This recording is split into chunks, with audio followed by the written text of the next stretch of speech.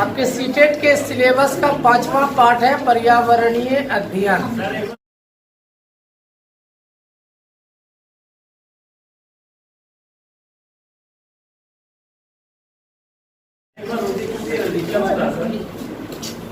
पर्यावरणीय अध्ययन,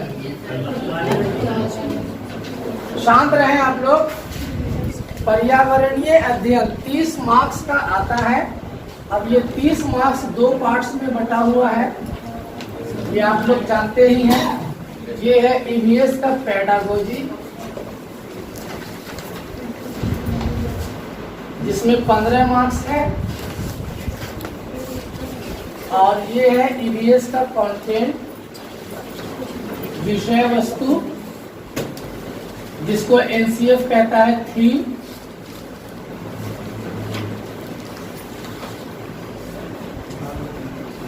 ये आपको 15 मार्क्स है।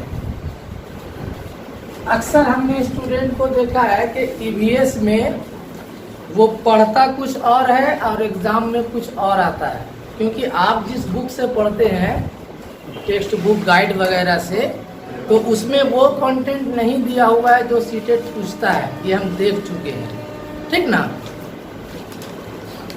ये 2 पार्ट्स में जो बटा हुआ है, तो ये 15 मार्क्स आपका इस कंटेंट से पूछेगा। मतलब एनसीएफ में जो आपने थीम पर चर्चा किया था कि ईवीएस का 6 थीम है, उस 6 थीम पर सीटेट क्वेश्चन पूछता है।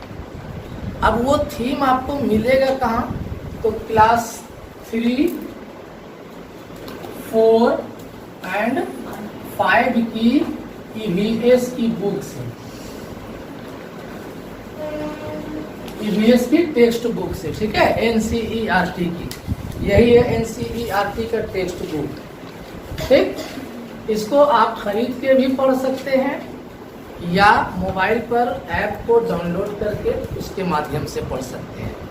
हम लोगों ने फैसला लिया है कि अभी 15 दिन तक जो है आपको ईवीएस ही पढ़ाया जाएगा, ताकि इजी वे में, क्योंकि इसमें ज़्यादा थ्योरी नहीं है, कंटेंट पढ़ना है। बच्चे की किताब है, क्लास 5 की किताब है, इसको कहानी अंदर दी गई है, इस कहानी को एंजॉय मोड में पढ़ना है।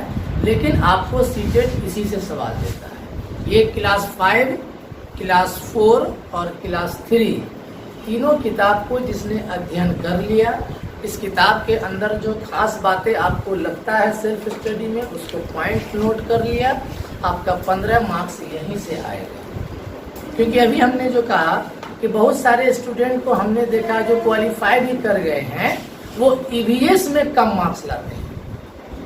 15 मार्क्स, 16 मार्क्स, 18 मार्क्स, इतना ही। जबकि ईवीएस में आप 25+ आसानी से ला सकती है। ये मैथ से बिल्कुल आसान है, सीडीपी से आसान है, समझ रहे हैं। यानी लैंग्वेज के पैरेलल है ये। जितना आपको मेहनत लैंग्वेज पढ़ने में करना है, उतना ही मेहनत इसमें करना है। लेकिन बहुत सारे स्टूडेंट को आइडिया नहीं है कि कहाँ से क्वेश्चन पूछता है, जबकि आपके सिलेबस में लास्ट में नीचे वो लिख दिया है कि हम जो आपसे कंटेंट पूछेंगे वो एनसीईआरटी की टेक्स्ट बुक से ही पूछा जाएगा। ये सिलेबस है, और इसका लास्ट पेज जब हम पलटाते हैं तो नोट में लिखा हुआ है कि कक्षा 1 से 8 तक की विस्तृत पाठ्यचर्या के लिए कृपया एनसीईआरटी पाठ्यक्रम और पाठ्य पुस्तकों का अवलोकन करें। पता ये चला कि जो पेपर 2 एग्जाम दे रहे हैं, जिनका सोशल साइंस है, तो सोशल साइंस भी इसी एनसीईआरटी की कक्षा 6, 7, 8 की बुक आपको पढ़नी है। सोशल साइंस में 3 बुक्स या 4 बुक्स है 6, 7, 8 में, इतिहास, भूगोल, सिविक्स और क्या क्या है, ठीक ना। और उसी प्रकार से जो पेपर 1 की तैयारी कर रहे हैं, उनको ईवीएस में ये बुक पढ़नी है, क्लास 3, 4, 5, ठीक ना। 3 में उतना ज्ञान नहीं है, लेकिन जो सवाल भर भर के आपको सीटेट पूछता है, वो क्लास 4 और क्लास 5 की बुक से। जब आप अभी 1 हफ्ता, ये आज से क्लास इसको हम लोग शुरू करेंगे, ये वाले पार्ट्स को, इसको जब आप पढ़ लीजिएगा, फिर प्रीवियस ईयर का सीटेट का क्वेश्चन उठाइए, देखिए आपको सारा क्वेश्चन नजर आने लगेगा कि जो चीज़ हमने पढ़ा वही आया, ठीक है। इसके अंदर भी ज्यादा कुछ नहीं पढ़ना। ईवीएस पेडागोजी में क्या क्या वो 1 to 5 के लिए क्लियर होंगे, 6 to 8 के लिए 6 के लिए बताए ना, 6, 7, 8 जो साइंस होगा सर आर्ट्स के लिए अलग साइंस के आर्ट्स के लिए 6 से लेकर 12 तक करने कवर हो जाएगा। नहीं 12 तक की पढ़ने की नहीं कोई सर, 10 जरूरत क्लास 10 तक एग्जाम होता है, उसमें कवर हो जाएगा। नहीं। हाँ उसमें कवर हो जाएगा। ईवीएस पेडागोजी में 7-8 चैप्टर पढ़ना, ज्यादा नहीं। हम बताए ना कि ईवीएस हर साल हर बैच में हम 15 दिन पढ़ाते हैं, कम हो जाता है क्लियर, ठीक ना। तो हम लोग भी इस पर 15 दिन मौका है, कोशिश करेंगे कि इसी मौके में का फ़ायदा उठाएं, 15 दिन में ईवीएस को ख़त्म कर दें। नहीं भी होगा तो कोई दिक्कत नहीं, फिर एक बार लास्ट में हाथ लगेगा, है ना। कंटेंट पेडागोजी में पढ़ना क्या है? पर्यावरणीय अध्ययन की प्रकृति, पर्यावरणीय अध्ययन की प्रकृति। और क्या पढ़ना है? पर्यावरणीय अध्ययन का क्षेत्र। और क्या पढ़ना है? पर्यावरणीय अध्ययन की शिक्षण विधि, कैसे पढ़ाना चाहिए बच्चे को, शिक्षण विधि। और क्या पढ़ना है? पर्यावरणीय अध्ययन में शिक्षण सहायक सामग्री। आप लोग बीएड या डीएलएड में टीएलएम का नाम सुने होंगे, वही सहायक सामग्री। और क्या पढ़ना है? पर्यावरणीय मुद्दे, मुद्दे के प्रति जागरूकता। सर जो पेपर 2 जो साइंस किया हुआ था उसको एनसीईआरटी क्लास 6, 7, 8 का साइंस की बुक पढ़नी है और मैथ की बुक पढ़नी है। साइंस की और मैथ केमिस्ट्री, बायोलॉजी। और क्या पढ़ना है? पर्यावरण का पाठ्यक्रम में स्थान, पर्यावरण का पाठ्यक्रम में स्थान। और क्या पढ़ना है? पर्यावरण का अन्य विषयों के साथ संबंध, अन्य विषयों के साथ संबंध। ये इतना टॉपिक अगर आप पढ़ लेते हैं, 1-2 टॉपिक और है जो अभी हमारे ध्यान से उतर रहा है। अगर कोई स्टूडेंट ईवीएस में इतना कंटेंट पढ़ लेता है, इतना चैप्टर, इसका पेडागोजी क्लियर हो जाएगा, 15 मार्क्स आ जाएगा। ठीक है। हम जो दावा करते हैं कि मेरा स्टूडेंट ज़्यादातर पास हो जाता है, क्यों होता है?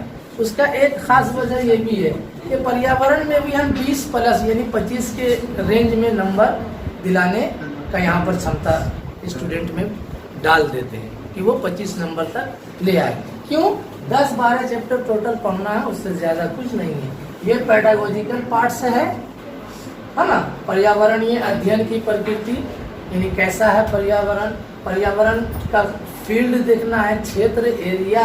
पर्यावरण को पढ़ाने को टीचर को कौन सी विधि अपनानी चाहिए, ये हमें समझना है।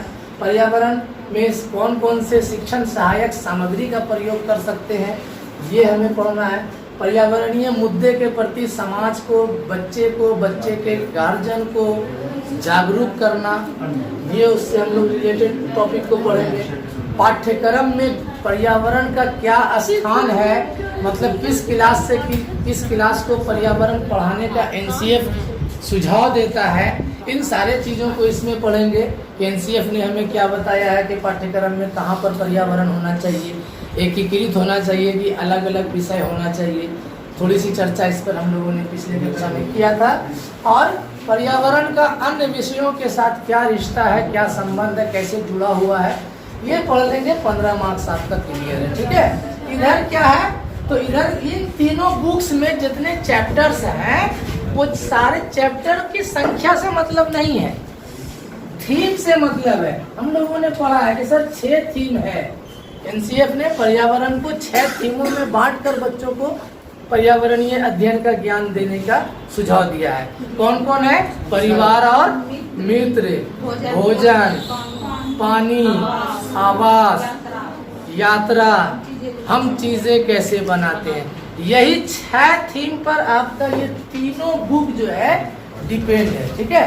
उसके चैप्टर को पढ़ेंगे, चैप्टर के अंदर जो जो बातें लिखी गई है वहीं पर से सीटेड क्वेश्चन उठा देता है। जो जो कहानी इसके अंदर दिया गया है वही उठाता है। उसी की शुरुआत आज हम लोग कर रहे हैं। इस पार्ट्स को बाद में पढ़ेंगे। आज से हम लोगों का जो है ईवीएस का कंटेंट वाला पार्ट से शुरू होगा। और इसमें हम लोग इसको पहले उठाए हैं क्योंकि 15 मार्क्स जो आता है तो लगभग जो है ये दोनों क्लास की बुक से मिलाकर 12 क्वेश्चन 10 क्वेश्चन पूछ लेता है। 12 क्वेश्चन मान लीजिए और 2-4 क्वेश्चन कक्षा 3 की बुक से पूछा जाता है, उसमें कुछ कम है थोड़ा सा कंटेंट, ठीक है। तो ये दोनों बुक पेपर को जो है हमें बहुत गहराई से अध्ययन करना है। इसलिए आपके जिसके पास भी बुक खरीदने की क्षमता है वो 70-80 रुपया कीमत है, इसको खरीद सकते हैं। नहीं है तो कोई दिक्कत नहीं है, मोबाइल में आपको हम अपलोड करवा ही दिए हैं, उसी से पढ़िएगा। मुख्य रूप से तो हम आपको यहाँ पर पढ़ाएंगे, कैसे पढ़ा जाएगा, कैसे उसका नोट्स तैयार किया जाएगा, ये आपको यहाँ से ट्रेनिंग मिल जाएगा। और अपना घर में भी आप सेल्फ स्टडी के जरिए यहाँ जितनी पढ़ाई होती है उससे ज़्यादा भी अध्ययन आप कर सकते हैं, ज़्यादा नॉलेज ले सकते हैं, ठीक है। पर्यावरण का पाठ्यक्रम में स्थान और है पर्यावरण का अन्य विषयों के साथ संबंध। अब देखिए इसको करना क्या, जब इसको आप पढ़ने बैठिएगा तो बोर होइएगा, ये भी बात है। पढ़े हैं, मजा आ रहा था, बाद में ना आने लगा, बोर होइएगा, ये हकीकत है। क्योंकि ये बच्चे के शैली में लिखा हुआ है, बच्चे को पढ़ाने का जो मेथड अपनाना चाहिए उस मेथड से इसके अंदर जानकारियाँ दी गई हैं। बच्चे को पढ़ने में मज़ा आएगा, लेकिन आप पढ़िएगा तो आपको मज़ा नहीं आएगा, लेकिन फिर भी पढ़ना है, ठीक है। और पढ़ के उसको उसके अंदर से निकालना है निचोड़ कि सवाल सीटेट यहाँ पर से पूछ सकता है तो किस तरीके से पूछ सकता है। रिहर्सल के रूप में आपको थोड़ा सा हम खाली समझा देते हैं, ठीक है। उसके बाद हम खाली लिखाना शुरू करेंगे और आप लोग घर में उसी तरीके से प्रैक्टिस कीजिए। स्टार्ट है ना। देखिए जैसे मान लीजिए कि एक बुक हम शुरू करते हैं, पहला चैप्टर का क्या नाम है, कैसे पहचाना चींटी ने दोस्त को। हम लोगों ने पढ़ा कि सर इसका पहला थीम जो है सीटेट का, सुनिए ईवीएस का पहला थीम क्या है। ईवीएस का पहला थीम है परिवार और मित्र, और परिवार और मित्र को 4 उप थीमों में बांट दिया गया है। ये पहला थीम है परिवार और मित्र। अब गौर कीजिए इस थीम को 4 और उप थीम में बांट दिया गया है। 4 उप थीम कहने का सेंस क्या है कि पहला इसका कंटेंट है आप उप थीम जिसका नाम है आपसी संबंध। दूसरा उप थीम है जिसका नाम है काम और खेल। तीसरे उप थीम का नाम है जानवर और चौथे उप थीम का नाम है पौधे। अब गौर कीजिए कि इस चैप्टर के अंदर आगे भी किसी चैप्टर में हमें इसी मुद्दे पर जानकारी मिलेगी।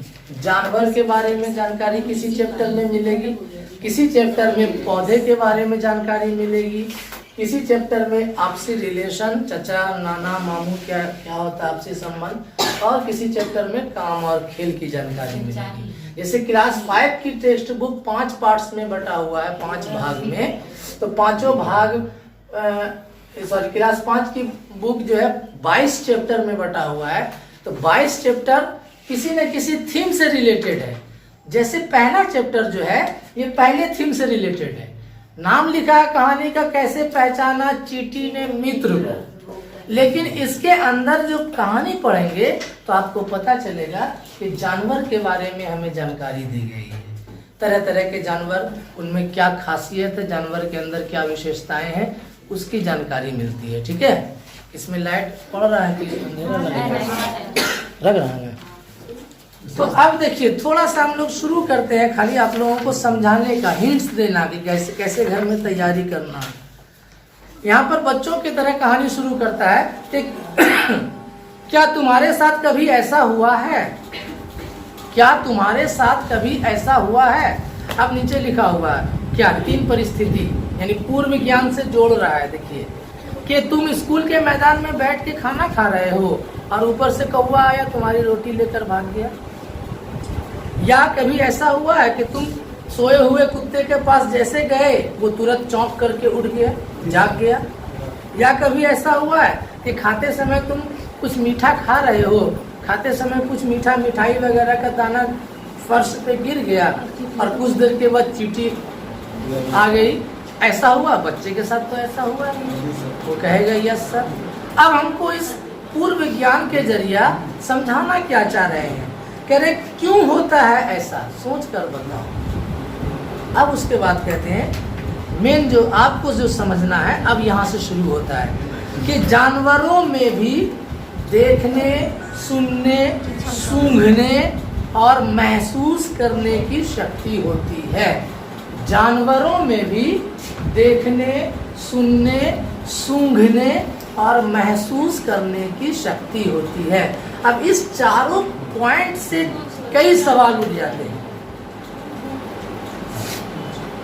अब कैसे सवाल उठता है कि आपसे पूछ लेगा कि बताइए कि अंधेरे में रात में शेर अपने शिकार को कैसे पहचान जाता है कि कुछ दूरी पर उसका शिकार घास में छुपा हुआ है।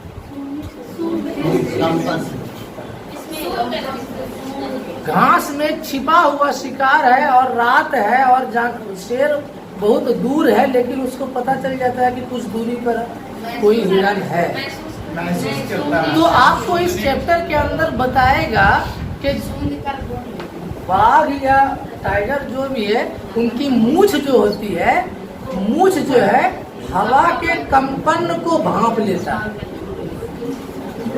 हम जो यहाँ से यहाँ तक आए तो हवा में जो हरकत आई, ये हवा हरकत करते हुए वहां तक गया जहाँ पर शेर है, और उस कंपन को वो फील करके समझ जाता है कि आगे में कोई हमारा शिकार है, और उस हिसाब से वो देख लेता है। समझ रहे हैं? इसी प्रकार से आपको बताएगा कि देखने की शक्ति, आपसे पूछ सकता है कि बताइए कि निम्नलिखित में से कौन सा पक्षी इंसान से 4 गुना अधिक दूरी से देख सकता है?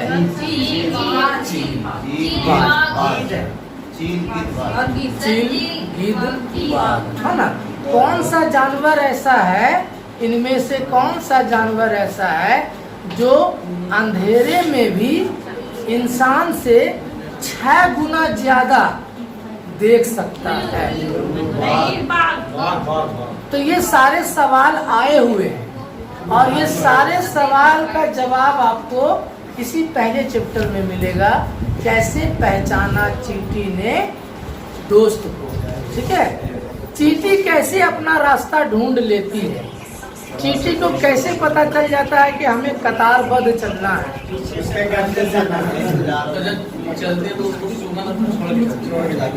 वही सारी चीजों की जानकारी इस बुक में चैप्टर के अंदर दिया हुआ है, उसे हमें पढ़ना है और जहाँ जहाँ पर लगे कि ये नोटेड पॉइंट है उसको नोट करना है, क्योंकि सिलेबस में जो चीज़ दिया हुआ है उसी से रिलेटेड सवाल सीटेट पूछता है ना।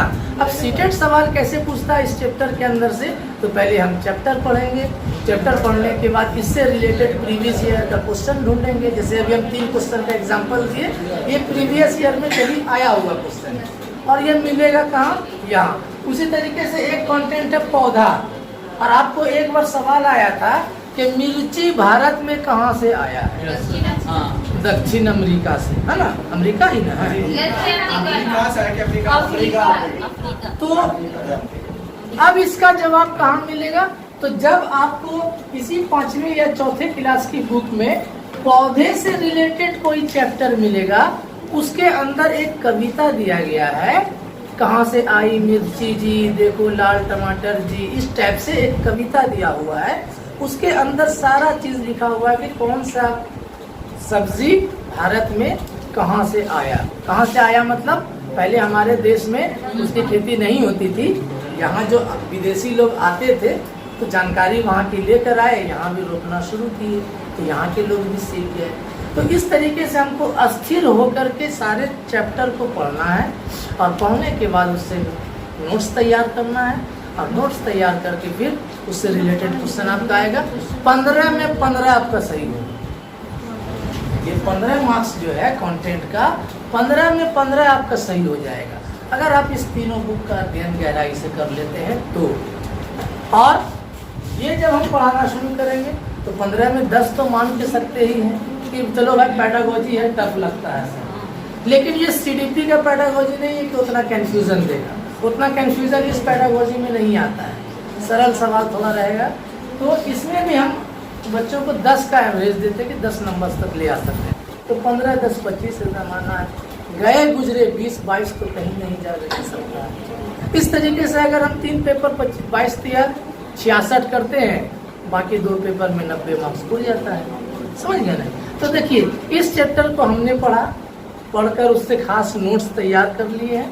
उसी तरीके से आप लोगों को भी करना है। कैसे तैयार किए हैं, क्या किए, ये आप लोगों को समझना है। जो भी हम लोगों ने पढ़ा, जिस तरीके से पढ़ा, तो सबसे पहले इसको मिटा लेते हैं पहले बोर्ड। आप देखिए यहाँ पर हम लोग एक लाइन लिखा था, इस बुक में एक लाइन लिखा हुआ है, जानवरों में देखने, सुनने, सूंघने और महसूस करने की शक्ति होती है। कई जानवर हैं, कई जानवरों की सूंघने की शक्ति अलग अलग है, लेकिन उतने को नहीं पढ़ना है। उतने ही जानवर की हमें जानकारी इकट्ठा करनी है जितना ये चैप्टर में दिया हुआ है। अक्सर लोग करते क्या है कि ईवीएस पढ़ना दो, ईवीएस तो कॉमन है, जल पढ़ा दिया, वायु पढ़ा दिया, पर्यावरण पढ़ा दिया, पेड़ पौधे पढ़ा दिया, तो बहुत सारी चीज़ है। भोजन पढ़ा दिया, तो भोजन में तो बहुत सारा चैप्टर है। कौन सा विटामिन की कमी से कौन सा रोग होता है, कौन से वायरस से कौन सा रोग होता है कि नहीं।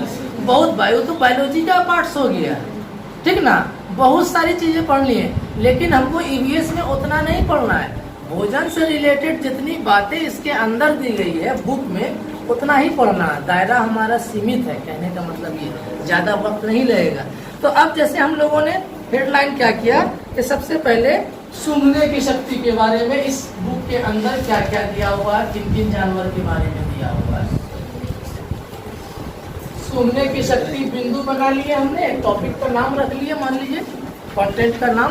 अब सूंघने की शक्ति में इसके बुक के अंदर, इस चैप्टर के अंदर किन किन जानवरों या कीड़ों मकोड़ों का जिक्र है। तो सबसे पहले चींटियां के बारे में जिक्र है, चींटी। तो इसके बारे में क्या जानकारी दी गई है आपको, ये सिर्फ जानना है कि वैज्ञानिकों का मानना है कि चींटी एक प्रकार का गंध छोड़ती है, और यही अगर बायोलॉजी में जाके पढ़िएगा तो उस गंध का नाम भी बता देगा कि फला एसिड छोड़ता है, उसके वजह से ये जो है कहाँ पता। लेकिन यहाँ कक्षा 5 को पढ़ाना है, उसको अभी अमूर्त ज्ञान नहीं देना है, उसको सिर्फ उसके आसपास का ज्ञान देना है। तो यहाँ आपके बुक में क्या लिखा हुआ है, चींटियाँ एक प्रकार का गंध छोड़ती हैं, और उस गंध को सूंघकर उस टोली की चींटी एक दूसरे को पहचान जाती है। ये मेरी टोली की चींटी है। पता चला कि चींटियां भी टोली में रहती है, ठीक है। और चींटियां को एक कतारबद्ध चलने का भी यही कारण है कि वो रास्ता नहीं भूलती है, कि उसकी टोली की जो हेड चींटी है वो जिस रास्ते से चलती है उसी रास्ते। आप गौर करेंगे कि जैसे हमने बताया कि बच्चा मिठाई खा रहा था, एक दाना गिर गया, एक चींटी पहले आएगी, चेक चाक कर लेगी कि क्या है फिरा, उसके बाद वो रुकेगी नहीं, वो वापस चली जाएगी, और फिर वहां से कतारबद्ध होकर सारी चींटियां, तो ये जाके रास्ता नहीं भूलती है, तो गंध वो छोड़ती चली जाती है, और लौटती है तो उसी गंध को सूंघ के एग्जैक्ट स्थान पर आ जाती है। अब बाद में मिठाई आप झाड़ू मार के हटा दीजिए, अलग बात है। जैसे एक चींटी ऊपर से आ रहा है तो मुंह में मुंह सटाते ही जाता है। और कभी अगर एक चींटी चल रही है और रास्ते में अगर उसके दूसरे चींटी आ जाती है, तो उसके गंध से ये समझ जाती है कि ये मेरे ग्रुप की चींटी नहीं है, उसके हट जाती है, वो रास्ता बदल लेती है। चींटी पर गौर कीजिएगा, 2 चींटी चलते चलते टकरा जाएगी तो फिर थोड़ा देर के लिए वार्तालाप होता होगा, उसके बाद ये अपने रास्ते, ठीक है, ऐसा गौर कीजिएगा। तो बच्चों को समझाने के लिए यहाँ पर चींटी के बारे में लिखा हुआ है कि चींटी एक प्रकार का गंध छोड़ती है। चींटी वहाँ नहीं ना होती सर, तब ना गंध छोड़ के एक प्रकार का गंध छोड़ती है, और उसी से, इसी की मदद से, इसी गंध की मदद से वह अपने टोली के साथी को पहचान लेती है। उसके बाद लिखा हुआ है कि चींटियों में जो बिल होता है चींटी का, तो चींटी के बिल का पहरेदार भी एक चींटी होता है। वो सारे चींटी को अपने बिल में घुसने का इजाजत नहीं देता है। तब जैसे किसी चींटी को बाहर निकला है तफरी के लिए भोजन की तलाश में, फिर वापस उसको अपने बिल में जाना है, तो वो बिल के अंदर जो पहरेदार खड़ा है एक चींटी, तो वो एक दूसरे को सूंघ रहा है। अगर उसको मिल जाता है फीडबैक कि नहीं ये हमारी ही टोली की चींटी है, तब उसको अंदर घुसने देती है, और नहीं तो बाहर जाओ। ठीक है, ये भी जानकारी आपको इस बुक में दिया गया है। अपनी टोली के साथी को पहचान लेती है ना। गंध की वजह से ही, गंध को सूंघ कर ही चींटियां कतारबद्ध चलती हैं। इसी में सर अलग। अब यहाँ पे सवाल कैसे उठेगा, इनमें से कौन चींटी की एक विशेषता नहीं है, या इनमें से कौन चींटी की एक विशेषता है। तो आपको दो विशेषता यहाँ पर पता चला कि चींटियाँ एक विशेष प्रकार का गंध स्मेल छोड़ती है, और उस स्मेल से चींटी का टोली एक दूसरे को पहचानता है, परिचय होता है। ठीक है, और उसी स्मेल की वजह से एक टोली का सदस्य दूसरी टोली को पहचानता है, और कतारबद्ध भी वो इसी टाइप से चलता है, गंध छोड़ता हुआ जाता है, और वो उसी रास्ते को, रास्ता क्यों नहीं भूलती चींटियाँ, क्योंकि वो गंध छोड़ता है, उस गंध को वो बाद में भी सुन लेती है। हो गया। अब चींटी के बाद आता है दूसरा बिंदु दिया हुआ है रेशम कीट, रेशम का कीड़ा। रेशम का कीड़ा के बारे में क्या रोचक जानकारी दिया गया है कि रेशम का कीड़ा, नर कीड़ा मादा कीड़े को, अपनी मादा, मेरी मादा कौन है, तो अपनी मादा कीड़े को 3 किलोमीटर की दूरी से ही पहचान लेता है कि मेरी मादा आ रही है। ठीक है, उसके गंध से। अब आप सोचिए एक छोटा सा कीड़े को 3 किलोमीटर दूर के स्मेल को सूंघने की क्षमता ऊपर वाले ने दे दिया है। ठीक है, रेशम के कीड़ा के बारे में यहाँ लिखा हुआ है कि रेशम का कीड़ा अपनी मादा को कई किलोमीटर दूर से उसकी गंध से पहचान लेता है। 3 नहीं लिखा हुआ, कई किलोमीटर। रेशम का कीड़ा, रेशम की मच्छर के, अगला पॉइंट है मच्छर के बारे में, कि मच्छर आपको अंधेरे में खोज के कैसे आपको शिकार बना लेता है।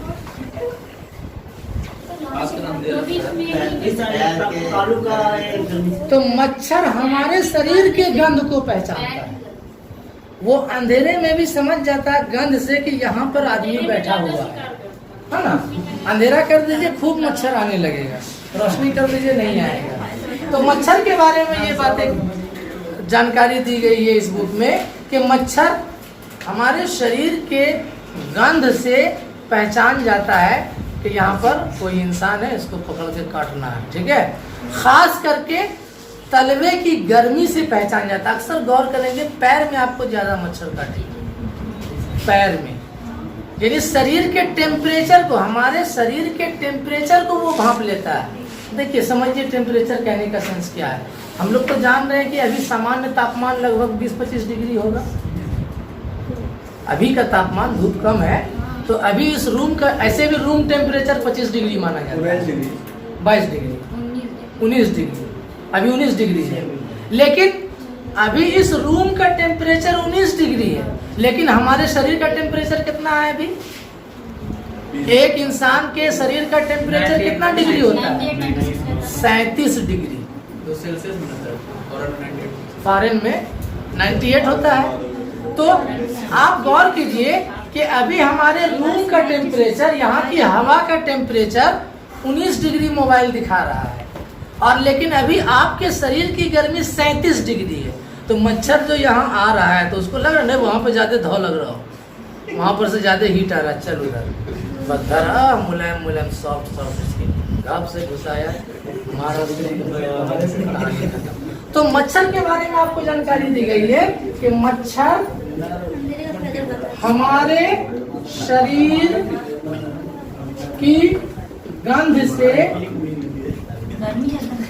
हमें पहचान लेता है। पहचान लेता है कि मतलब हमारा भोजन यहाँ पर है, पहचान लेता मतलब ये नहीं कि मेरे घर का ये मालिक है। तथा खास तौर से खास कर पैर के तलवे ज्यादा पैर में काटता है। दो उसमें गुण न दिखा रहे हैं हम। एक गुण तो ये दिखा रहे हैं कि आपके शरीर के टेम्परेचर से आपके पास पहुंच जाता है, ठीक है। गंध से हमें पहचान लेता है, लिखिए, या मेरे पास पहुंच जाता है। और दूसरा खासियत दिखा रहे हैं कि तो दूसरा ये दिखा रहे हैं कि तलवे से, है ना, हमारे शरीर के गंध से तो वो पहचान लिया कि यहाँ पर शिकार है हमारा, और तलवे के गर्मी से ये पहचान लेता है कि यहाँ पर तलवा है या पैर है, हमको ब्लड मिले। ब्लड नहीं सूंघता, पैर के तलवे की गर्मी से हमारे करीब पहुंच जाता है। जिसका खून मीठा होता है वैसे तो खून चूस लेगा। सुबह देखिएगा ना मच्छर लोग पूरा बॉडी बिल्डर हो जाता है, पूरा बॉडी बिल्डर हो जाता है। मादा मच्छर खून ज्यादा पीती है। हो गया। मादा ही पीती है, इधर नहीं चला। इसका मतलब लड़की भी ज्यादा पीती है, चूसती है। अब आइए, रिलेटिव ही है। बच के रहा करो। इसको तो खून दिख जाएगा, खून का नहीं, खून दिख जाएगा। रहिए जरा सा ध्यान से समझिए, क्योंकि घर में आपको पढ़ना नहीं है, जो सीखना है यही सीखना है और दिमाग में स्टोर करके रखना है, भूलना भी नहीं है। इसलिए शांत होकर पढ़िए। कुत्ता के बारे में खास खास बातें क्या लिखी है वो तो जान रहे हैं कि कुत्ते में सूंघने की शक्ति है। देखते हैं दिन भर ऐसे ऐसे सूंघता रहता है। हम लोग समझते हैं कि खजाना छुपा, बच्चे में सोचते थे कि यहाँ के अंदर में कुछ छिपा हुआ खजाना।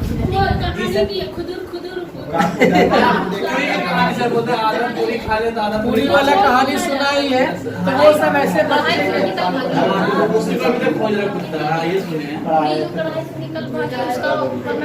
तो वो तो ठीक है। तो याद रखिए, कुत्ते का भी अपना अपना एरिया होता है। जिस तरीके से जंगल में शेर का एरिया होता है, शेर का राजा कहते हैं ना, जंगल का राजा, तो उसका एरिया होता है 5 किलोमीटर का दायरे में दूसरा शेर एंट्री नहीं कर सकता है। समझ रहे हैं ना, उसके एरिया में, उसके इलाके में कोई दूसरा शेर एंट्री नहीं कर सकता। करेगा तो वो पहचान जाएगा कि ये दूसरे इलाके का शेर है, वो भाग जाए। एक इलाके के अंदर एक ही शेर रहता, आपने सुना भी है ना, एक इलाके में उसका एरिया हो गया, वो उस एरिया में दूसरा नहीं। उसी तरीके से कुत्ते का भी अपना एरिया होता है कि ये मेरा हुसैनपुर है, मेरे अंदर कोई नहीं आएगा बेटा। अब यहाँ अब इसके टोली में 10 तो है, 12 तो ठीक है। तो वो जो सूंघता रहता है, तो बचपन में हम सुने थे कि पूरी की तलाश में सूंघ घूम रहा है, लेकिन हकीकत क्या है कि वो अपने टोली के, अपने गैंग के कुत्ते के मल मूत्र को सूंघता है। वो अपने टोली के मल मूत्र को, टोली के कुत्ते के मल मूत्र को सूंघने की कोशिश करता है। कहीं पर मल मूत्र कुत्ते का किया हुआ है पेशाब, तो वो सूंघता है। सूंघने से उसको ये पता चल जाता है कि लगता है कि हम उधर गए थे, मेरे एरिया में कोई दूसरे एरिया का कुत्ता प्रवेश किया है। क्या समझे? कुत्ते में सूंघने की जो ये शक्ति है, वो दूसरे टोले के, दूसरे एरिया के कुत्ते कहीं हमारे एरिया में ना आ जाए, तो वो चेक करते रहते हैं, ठीक है, कि आकर कहीं नहीं गए। और अगर जागते हुए आ जाता तो देखते जब तक क्या हाल करता है, गाड़ी में पेशाब कर देता है, सब मिलकर रगड़ देता है, भौं भौं भौं भौं करके। कोई भी किसी के एरिया का देखिएगा कुत्ता, अगर अनजान कुत्ता आ जाएगा, सारा कुत्ता उस पर लूझ जाता है, अब भौं भौं करके उसको भगाने की कोशिश करता है ना,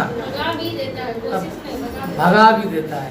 तो कुत्ते की विशेषता में यहाँ पर इस बुक में हमें जितनी जानकारी, हम तो ये जान रहे हैं कि ट्रेंड कुत्ता जो है, कुत्ते की प्रजाति ऐसी भी है कि वो मर्डरर को भी खोज लेता है ना, लेकिन यहाँ पर हमें वो जानकारी नहीं दे रहा है। ये हमें जितना जानकारी दे रहा है उतने लेना है, क्योंकि उतने ही सीटेट पूछेगा। ये हमें सिर्फ इतना कह रहा है कि कुत्ते अपने एरिया के कुत्ते के मल मूत्र से पहचानते हैं कि ये हमारे एरिया का कुत्ता है, ठीक है। या अगर इनके गैर हाजिरी में कोई आकर मल मूत्र चला गया, तो वो उसको सूंघ कर समझ लेता है कि यह मल मूत्र हमारे एरिया के कुत्ते का नहीं है, कोई दूसरे एरिया का कुत्ता इधर घुमा है, ठीक है। फिर मीटिंग वूटिंग करता होगा, एक कुत्ता कुत्ता एक दूसरे कुत्ते के मल मूत्र की गंध से सर इसका क्वेश्चन कैसे आएगा? हमको सिर्फ ये जानकारी रखना, अभी इस पर कभी एक बार भी क्वेश्चन आया नहीं है, ठीक है।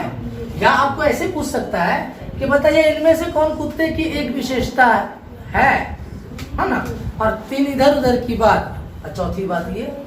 इस टाइप से सवाल बन सकता है, अभी बना नहीं है आज तक इस पे सवाल, लेकिन बन सकता है, बुक में दिया हुआ है तो देगा। अलग की चांसेस है। तो एक ही सवाल तो बार बार नहीं देगा, हमेशा चेंज करके देगा, कभी रेशम कीट पर दे देगा, कभी मच्छर पे दे देगा, कभी चींटी पे दे दिया जाएगा। ये था सुनने की शक्ति के बारे में इतना सा जिक्र किया हुआ है। अब दिया हुआ है देखने की शक्ति। देखने की शक्ति के बारे में किन किन जानवरों या पक्षियों के बारे में कहा जाता है। कहता है कि देखिए पक्षी पर डिटेल चर्चा किया गया है कि पक्षी को हम लोग गौर से देखते हैं कि हम लोगों का दोनों आंख सामने है, लेकिन पक्षी का दोनों आंख साइड में होता है, ठीक है, एक इधर एक इधर।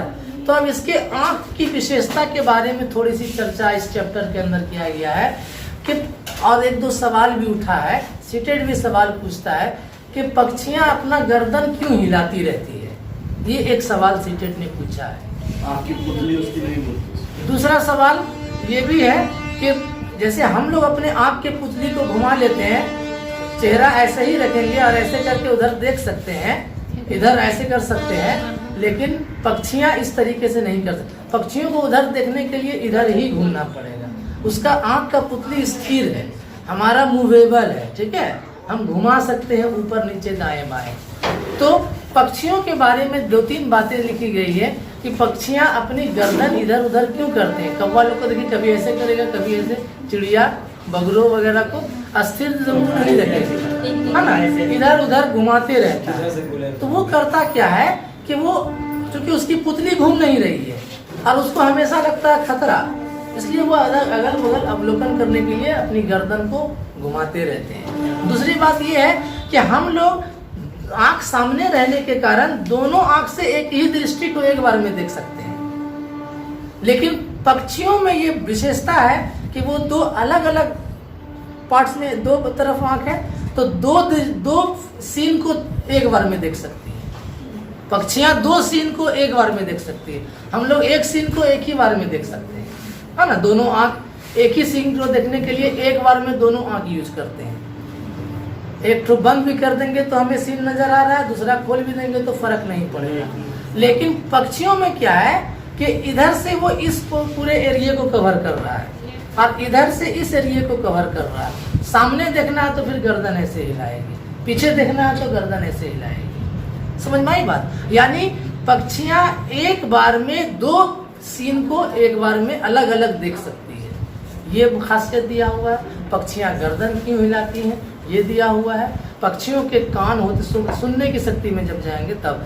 फिर उसके बाद इसी में सवाल है कि कुछ पक्षियां ऐसे हैं जो हमसे 3 किलोमीटर की ऊंचाई में, हमसे 6 गुना मतलब कि दूर से भी चीजों को देख सकता है। चील है ऊपर, फोटो बना हुआ है, चील है ऊपर और नीचे रोटी वो खा रहा है, और वो उसको छोटा सा रोटी का टुकड़ा, चाहे चील को चूहा नजर आ जाता है जमीन पर और वो डायरेक्ट निशाना साध लेता है।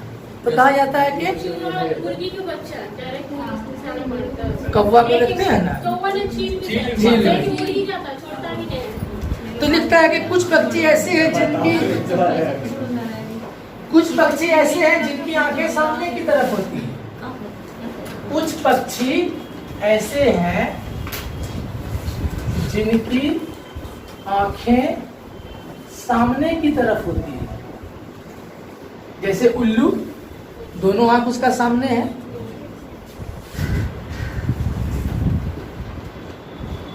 लेकिन कुछ पक्षी जिनकी आंखें सिर के दोनों तरफ होती हैं। कुछ पक्षी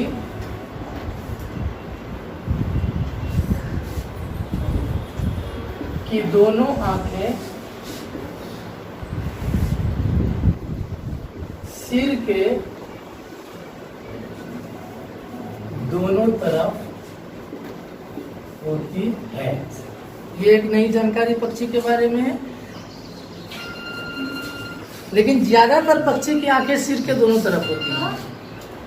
लेकिन अब देखिए ये दोनों तरफ जो आंखें होती हैं पक्षी को, इससे उसको फायदा तो ये है कि एक बार में दोनों तरफ नजर रख सकते हैं कि इधर से आ रहा है हमको पकड़ने के लिए कि इधर से आ रहा है। लेकिन नुकसान उसको ये होता है कि वो जो है डिस्टेंस नहीं भाप पाती है कि ये हमसे कितना दूर है, ये चीज वो नहीं कर पाती है।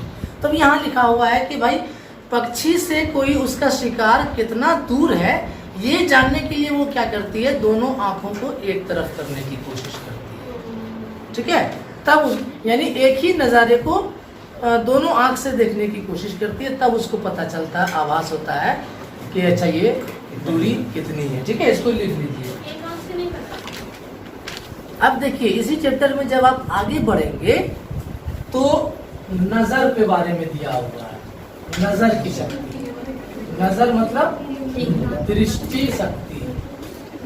जानवरों के बारे में दृष्टि क्षमता किस जानवर की कैसी है उसके बारे में एक पॉइंट दिया हुआ मिलेगा। एक पॉइंट आपको मिलेगा रंग को पहचानने की शक्ति, रंग को पहचानने की शक्ति, इसके बारे में आपको एक पॉइंट आगे मिलेगा। फिर उसके बाद आगे बढ़ेंगे आप तो उसमें आपको मिलेगा महसूस करने की शक्ति, कान के बारे में आपको मिलेगा। उसके बाद जो है सुनने की शक्ति, उसके बाद फिर जो है महसूस करने की शक्ति, सुनने की शक्ति और उसके बाद महसूस करने की शक्ति।